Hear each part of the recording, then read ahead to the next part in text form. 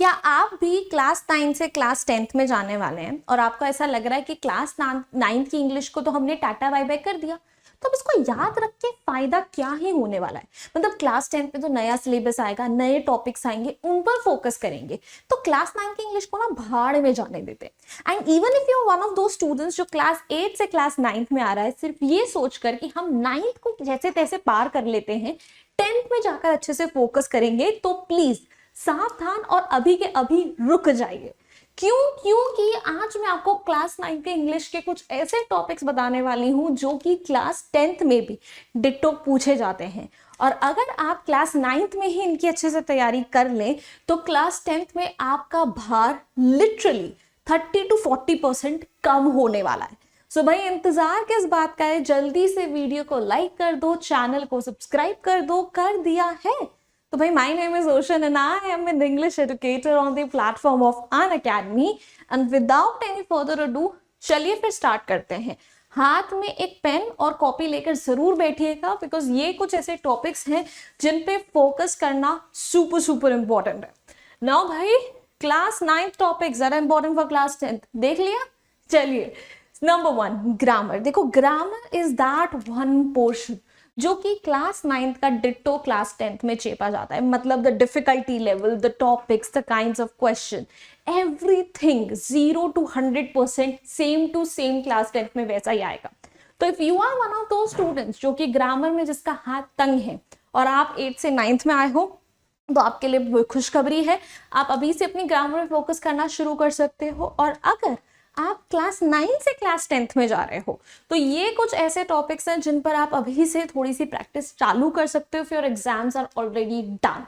Grammar से related सारी की सारी डिटेल वीडियो, सारी questions, everything is out there on the channel. Please go ahead check it out.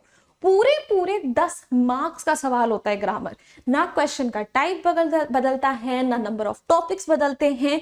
तो अगर ऐसे में आप इस पकी पकाई खिचड़ी का क्लास 9 में फायदा नहीं उठा रहे हो तो आपसे बड़ा बेवकूफ कोई नहीं है। क्योंकि जैसे ही आप क्लास 10th में एंटर करोगे और अगर इस भरोसे एंटर कर रहे हो कि क्लास 10th की पढ़ाई तो क्लास 10th में ही करेंगे, तो भोलू राम भूल जाओ, ऐसा कुछ होने वाला है।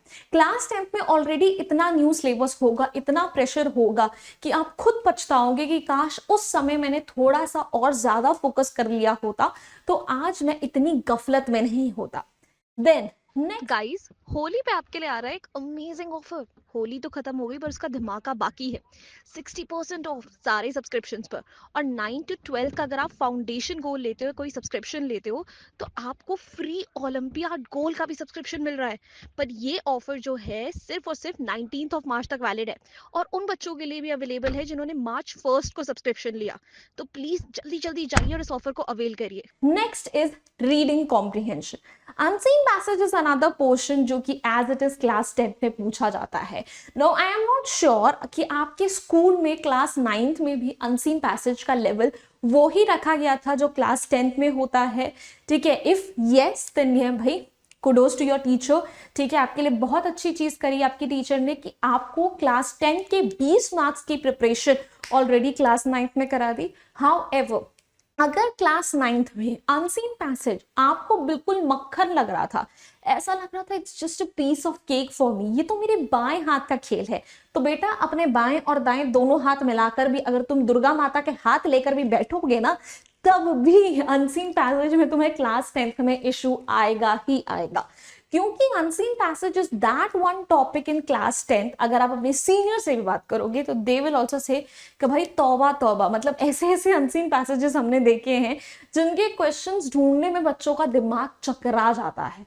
तो अभी से इसकी प्रैक्टिस करना स्टार्ट कर दो। प्रैक्टिस करने के लिए the best resource out there is CBSE के सैंपल पेपर्स एंड सीबीएसई के पीवाईक्यूज।